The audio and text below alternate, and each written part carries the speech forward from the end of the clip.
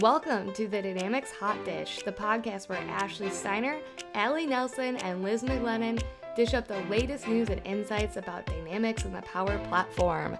Join us to explore business applications and low-code development with tips, tricks, and real-world experiences.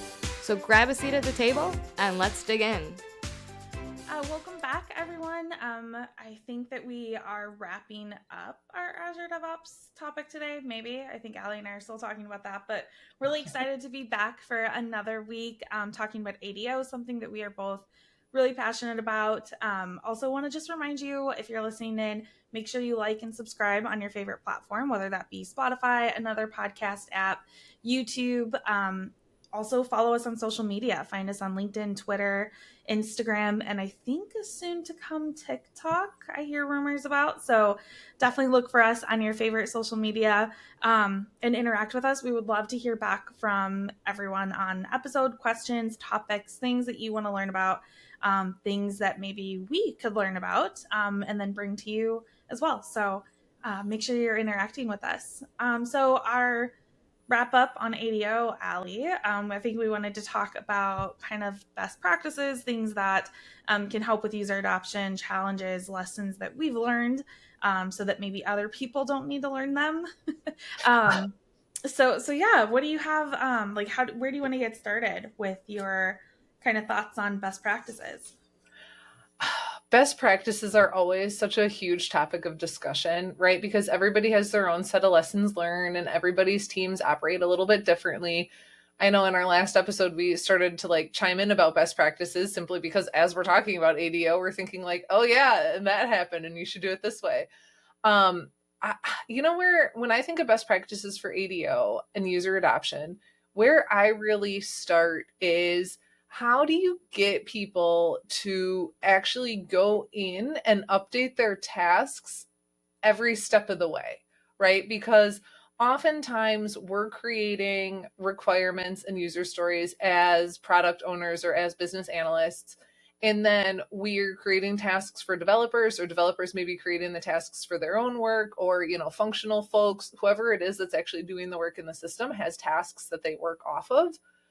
Mm-hmm. How do you get people to buy into putting hours on tasks or updating their tasks to say when they're active? I know that seems to be an ongoing struggle a lot of the time.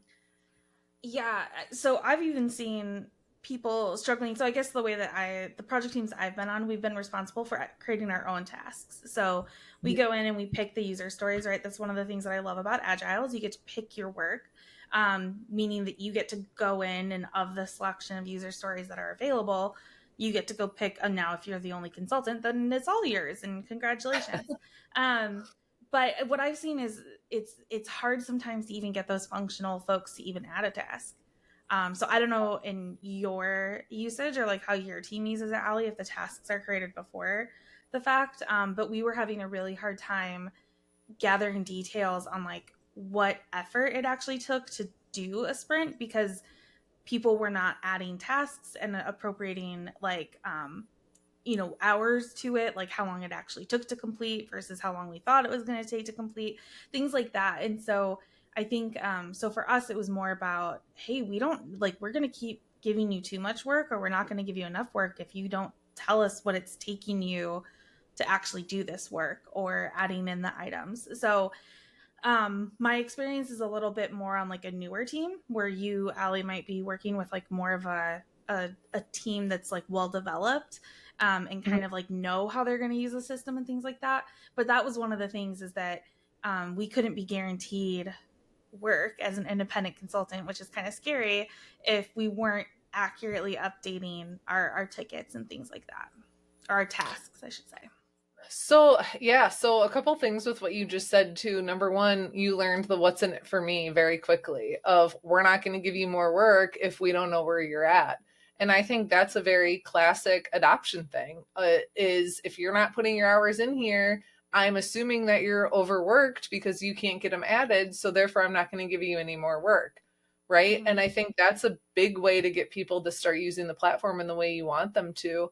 In addition to that, I think having some clear expectation discussions right at the beginning of a project is the way to go.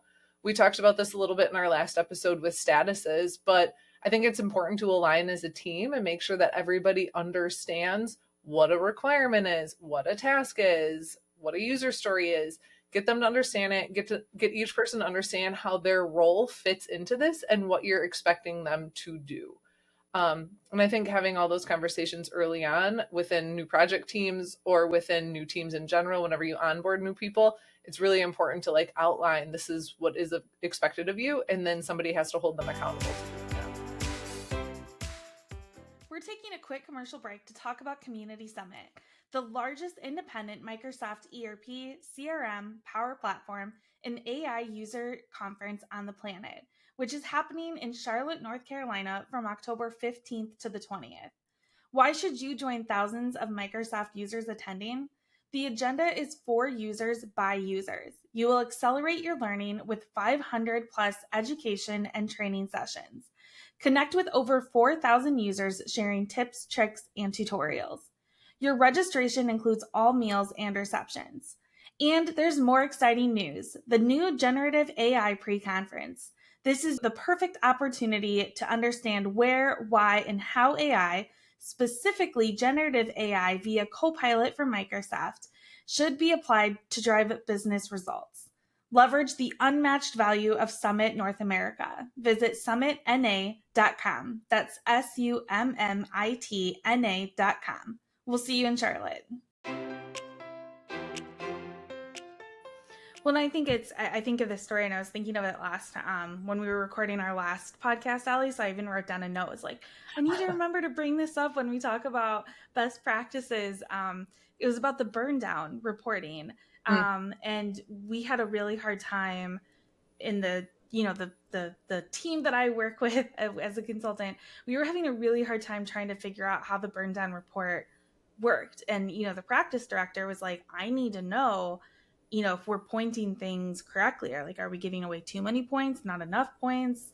Really just trying to figure that out. And it was because people weren't adding their hours to tasks, and they weren't saying how much they had remaining versus how much was actually completed, things like that.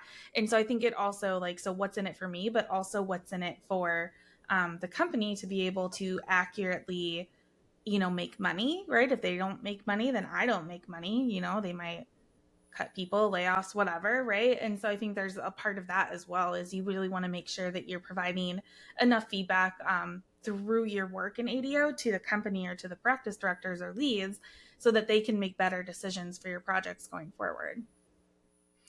Yeah. And to tie into that too, I think that it means a lot if leadership can take those reports that they're doing and show them to the team so everybody understands it. I know that's how I operate. I'm totally a why person. Why do I have to do this? Show me, tell me. Don't just tell me to do something. I want to understand like who it's impacting if I don't, or what you're doing with that information that I'm entering.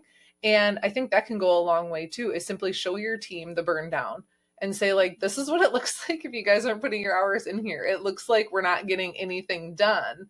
And then show them what it looks like when they are getting work done, and just give that visibility, because I think people tend to buy into things that they can see. And if they understand like how it's impacting at different levels, I think it makes a big difference. Yeah, and I think that that's where the team aspect comes in. Like, you have to have people on a project team that care about the other project team members as well. And I think that that really differentiates, who can work well in those environments versus who's, not to say there's nothing wrong with an individual contributor. I was one of those for many years as the sole CRM admin. But you have to be able to care about your team members as well. And if you're not keeping up and maintaining your items in ADO, it could impact, especially if there's dependencies and things like that, then your counterparts or developers or another functional consultant doesn't know that they can start their work because they don't know that you have finished your part that had to be done first. So I think that it also really building on that team aspect and really making sure that people understand how what you're doing can benefit the team. And something you said earlier on too about you writing your own tasks. I have been in both situations on teams where sometimes the project team is asked to write their own tasks, and sometimes the business analyst or product owner will write them for them. And what I've seemed to notice is that it depends really on the product knowledge of the person writing those requirements. And I've seen it be successful both ways, and I've seen it be not successful both ways. Right. So Okay. again, we'll keep saying it depends on the product teams. But I think where you really need some good task writing to know like what actual things need to occur for the build to be completed. If you're expecting your team to write their own tasks, you need to have bomb requirements or user stories written. They need to be amazing and detailed, and people need to understand exactly what your vision is. Otherwise, the tasks they write won't align back to that user story. So, you have that description, you have acceptance criteria that you can put on user stories or requirements. If that's not super clear, there's a million different ways to build the same thing in the system and accomplish the same thing. And you really need a good level of detail if you're relying on people to write their own tasks. And you need to be able to outline and explain why you're sizing a user story the way that you are, right? Because if I want to tie this into dynamics, right? If I say that, well, a salesperson needs a way to enter a quote and you keep it vague, and your hours or time it's supposed to take on that isn't clear, well, like, I could go get an ISV, I could spin up a Power App so they can enter their own quotes, or we can just use out of the box functionality and keep it super basic. So like, if you want people to write tasks, you need to be very clear with your requirements and user stories. Yeah, we actually ran into a situation like that recently, Allie, where there was not a lot of information about what we were trying to accomplish with the user story. It said, oh, the user, like, as a user, I should not be able to do this after this time period. And it's like, okay, but how and what fields and why? And it ended up getting kicked to the next sprint because, who we assigned the task to, they're like, I have no idea what I'm being asked to do. So we had to, we met as a team and we're kind of like, oh, here's the additional detail that's missing from this user story so that we can actually accomplish it. And I think that that's a great point that you said, Allie's, because first of all, a project manager is not going to always be the one to be able to write those notes, right? They're the ones managing ADO from like a I would say from a PM perspective, which is, you shouldn't define something with the same words, but they're the ones like keeping the organization, making sure things are on time in the right buckets. But they're not going to know the product like, a consultant, a BA, somebody like that would be. And so you can't necessarily just rely on them to put in the notes and information that you're expecting. So it definitely is a collaborative effort, and you can't rely on the PM to be able to add that information. Now, obviously, I think a PM can help depending on their level of knowledge and expertise, but I agree. I think that's such a good point, Allie, and definitely something I just recently went through. So definitely still learning lessons. I feel like I learn something new with ADO every day. Yeah. And kind of piggybacking on that too, also know your team. If you have no new people, chances are you can't tell them go write your own tasks, because same thing, even if you have really good requirements, they might think, I don't know where to begin. They might need a little bit of help. So again, collaboration, grab another functional or technical person on your team that can help write out those tasks, or maybe your BA has really good product knowledge and can help write out those tasks as well. So know your team. And I have to admit, for those of you that know me, I'm maybe a little bit of a control freak at times. And I'm so shocked to hear that. And I like to write out my requirements. I like to have them very detailed. I like to have the top part be, your more user story part of like why the users want it, what they're doing with it. And then I will go into technical details in it too, since I often know the product well. So I'll write down like, okay, so here's the steps that I want you to go through. Here's a mock-up of what I want this to look like. And a lot of times I'll build out tasks for people and just say, here's everything that I want you to do. If it's something that I'm not sure of, then what I do is I'll meet with a more technical person and say, okay, ultimately, this is what we need to achieve. I'm not really sure how to get here. Can you help me? And then we'll often like work together, figure out how to do it, maybe build out tasks together. Or I might just simply say, you understand this now. It's clear to me you understand the user needs and where my vision is going and where I want you to go. Can you just build out your tasks? And they'll say, heck yeah. But again, it comes into that collaboration piece and truly just trying to understand what that requirement is in order to be able to write your tasks with it. I think training goes a long way as well. You can't just expect people to know, like to what you said, Allie, how to write tasks or even how to get around the system, navigate, add in the information. So I think we probably should have started all this with train your team, right? Like make sure they know how to use ADO and they know what your expectations are. We talked about this when we talked about UAT and we had the change management user adoption. We kind of had a series on that just a couple months ago where we talked about how you can't measure if training was effective or not with user adoption because some people are just not going to use the system regardless, but you still have to offer training. You can't just assume somebody's going to walk in and know how to use Azure DevOps. Now, if they've used another tool, there's so many out there that I think that you can kind of draw on that knowledge, that previous knowledge from another system, but still, I mean, I think you've got to have some sort of expectation training and just what people know what the standard is. Well, not only if you know the same product, but every team uses it differently. And if you have, especially like in the consulting world, for sure, every project is a little bit different. They're all different sizes. So everything is a little bit different. So anytime you're jumping on a new project too, just align as a team. Or if you're coming from one company and going to another and you know Azure DevOps and you're using it in both, still take the time to work with that team and say, okay, tell me how you are using it, because everybody does use it the different way. So I 100% agree with you too. So that leads me kind of into a little bit different of a discussion, Allie. So from like, we're both consultants, we work, I would say, more on the partner side. How do you integrate ADO with working with your clients and getting your clients to start interacting with you through ADO? Oh, I like this question. And I like it because it's a challenge. And it's worse than trying to get people to use Dynamics. Yeah, I have to say. I totally don't disagree.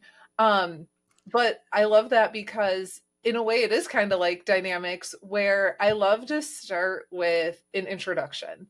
So this is what ADO is. We often will set it up for them or help our clients set it up because more often than not, they haven't used it before. We talked about this in episode 1. You probably have licenses for it already, and a lot of people don't know that. So go check it out. But so we'll walk them through the setup and kind of outline how we use it. And then we just give general navigation training and saying like, here's what it is, here's what we're going to use it for. And then again, the what's in it for me and why do I care, right? So often I'm not going to train everybody on it. I'm going to train the people that have to know how to use it and what the expectation is on how to use it. And from the client perspective, there's really, I'm not going to put a number on it because as I talk, I might think of more. I was going to say 3 things, but there might be more.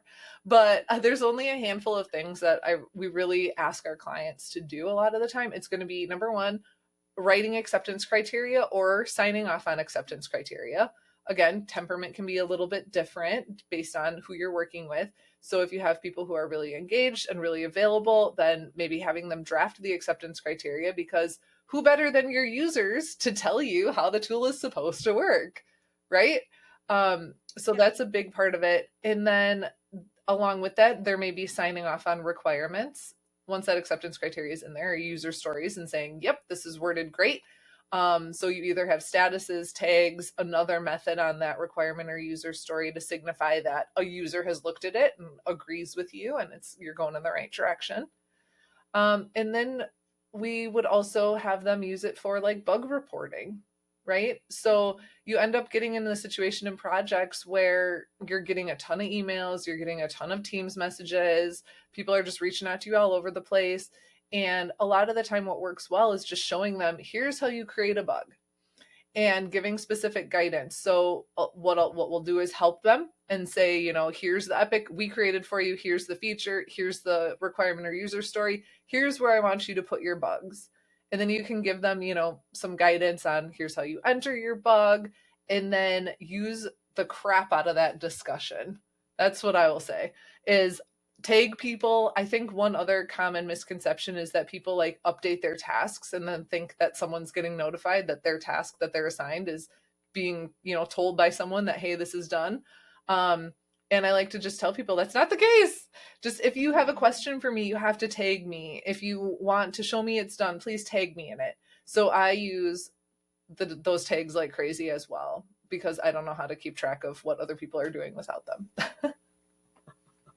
I think you hit on a couple of key points, and I don't want to like repeat exactly what you said, but I think also, so I just want to reiterate and emphasize identifying who needs access. And so we've always taken the approach of whoever's on your daily stand-up calls, whoever's in the project, in the weeds, they're there for those heavy conversations. Typically, those are the folks that we consider needing some sort of access to ADO, whether it's to test plans, or test cases. So when you're actually rolling things out, we have all of our UAT go through ADO. So they have to sign off on those test cases before we'll move to production. And then we also obviously use those as production testing. And then, the bugs, because those are going to be the folks that are using it most heavily, at least up front. And there's so many I'm still shocked at how much people love email. I thought email was dying like 4 years ago, and it still is just the king of all communication.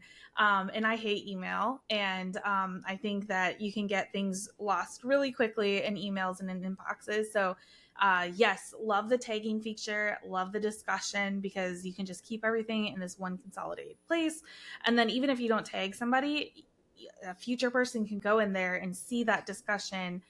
If you have an email string going on, like, let's say you have a new consultant on the team and they want to see how things were, the decision that was made or how something was fixed. You lose that if it's in an email versus if it's in ADO. So, I wish we could burn email to the ground. I do love like Teams and ADO coming out and trying to make communication and collaboration a little bit easier. So especially for those email heavy clients, I think it is a lot more difficult to adopt something like ADO because it does take out some of that email communication. Yeah, but on the flip, it takes it out for the better. What I really like about the discussion part that's everywhere in ADO, it's on literally every work item, is you can people can have a sidebar conversation with just the two of them or three of them, whoever, taking each other back and forth. And then when they need someone who's going to fix something to get involved, then take them in the end and just say like, here's our final decision. You can read below if you want more details, and it just kind of notifies that person to come in and take a look. And I love that. And one thing you said, have you ever used ADO within Teams? Just when I was like, oh, Teams and ADO, I was like, I wonder if you can use them together. Of course you can. Of course you can. I haven't used it much, I'll be honest. I think that after this, you and I are both probably going to go and play with it. But I know if you're starting a new conversation in a channel, you can bring in ADO boards and you can bring in specific work items. Mm-hmm. And what's nice about that, again, team burn email to the ground right here. But you can tag people on a specific question that you have of hey, can you take a look at this? And maybe just tag a task or a user story or something and have that discussion in Teams as well. That's awesome. So all of the options for sure. The other thing that I wanted to call out too, have you ran into, do you require people to put their hours that they're working on tasks? Yeah, we do. Yeah, so obviously an estimate, right? So we like to see the estimate against what was actually done as well. So obviously we have time keeping, and we actually use project operations for that. So keeping it all in the family. I think it's Stonebridge, you guys use PO2, right? Or some setters version? No. Finance and operations. Oh, you use F&O. Yeah. Okay. So all in the family. Mm-hmm. But we compare then what we estimated to what we actually ended up billing, to make sure that we're also keeping ourselves honest. We think that's going to be a 30-minute change, and then we spend 6 hours just gathering the requirements. I think it really helps to make sure that people are not over or underestimating their abilities, because the last thing you want to do is scare somebody away by quoting them too high, or going back with a change request saying, oh, that's actually going to cost a little bit more than we thought it would. So So yeah, we require to have the estimated in there, and then we also put completed, but then we compare it to what's in PO. So are you requiring people to manually put in the estimated hours and manually put in the actual hours?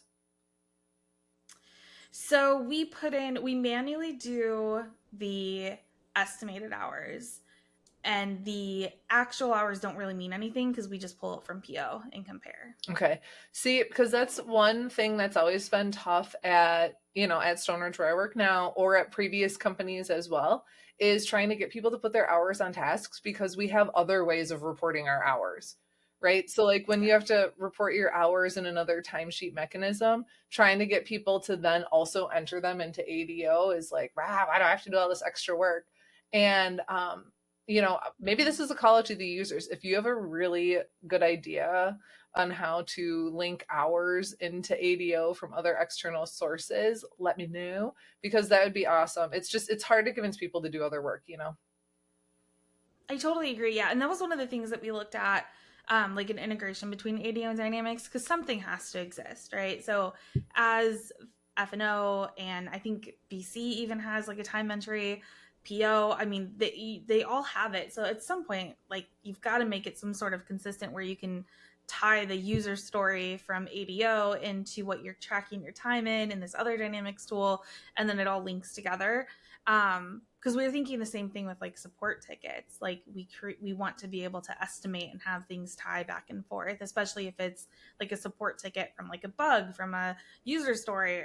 There's got to be a way to tie all this together. So anyways, long story short, I agree. I think that that's one of the hard things, especially as a consultant, when you just want to get your head down and start doing your work, or you don't want to estimate your hours until after you're done so it looks accurate. Seen that too. Yeah, holding them accountable to that is difficult. Now I do it because I like to know, but I'm like you. I'm kind of a control freak, and I like to do things, by the recommendation and how we've decided to as a team. But I know not, and I don't want to say that's bad about anybody else, but everyone's different.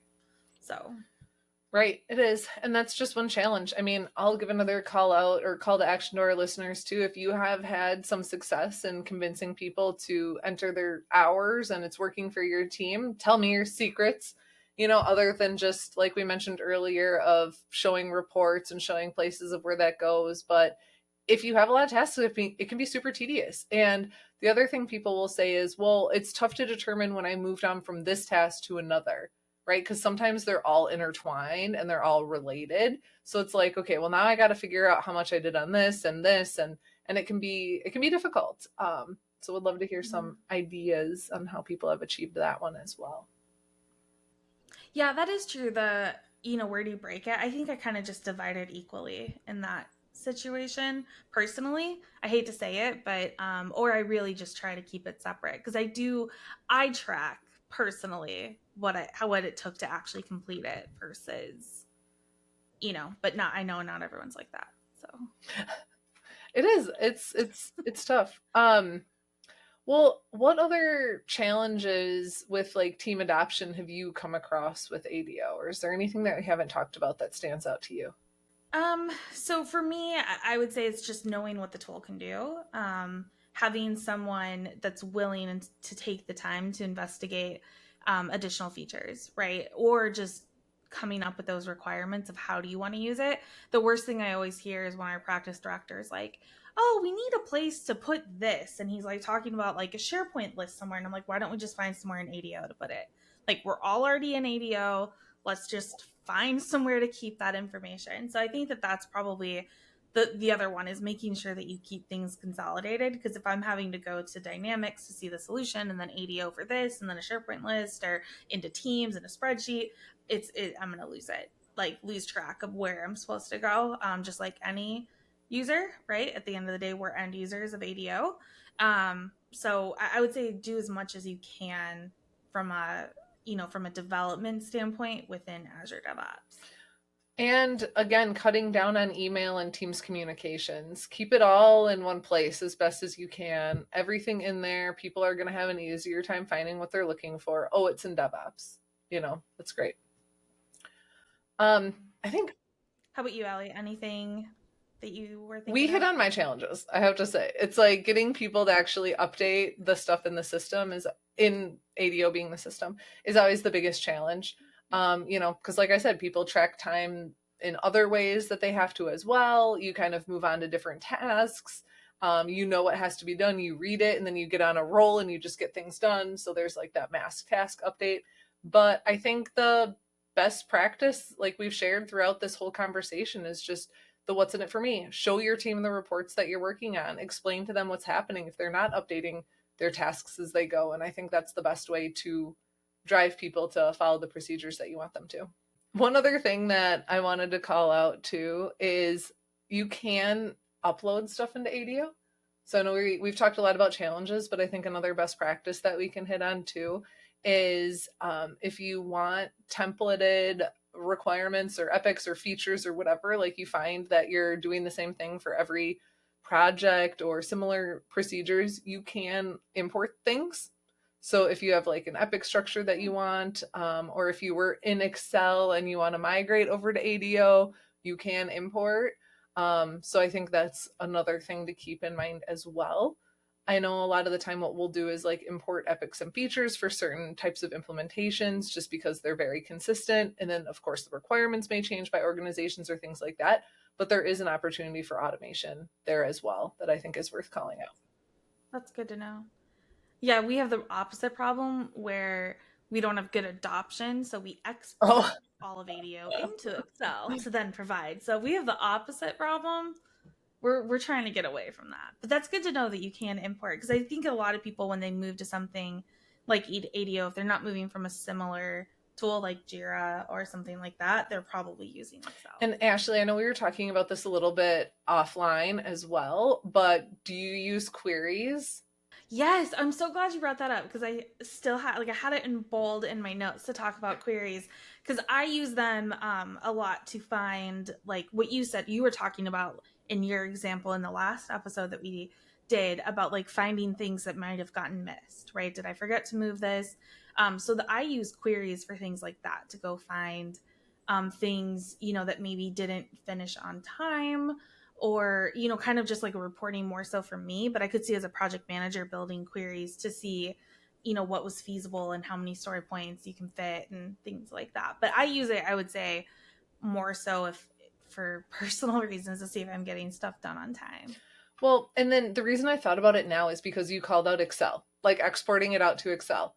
Well, once you use your queries, you can build charts and other analysis tools within ADO as well. So I don't think there's any point in exporting to Excel. I'm with you. I can understand that, what you know is what you know, and you might stick with that. But there's just so many capabilities in there. So you can set up your query, you can set up a view to show, a pie chart of how many requirements you have in process versus which are complete. You can get a summary bar chart on how many hours each person still has open for the current sprint.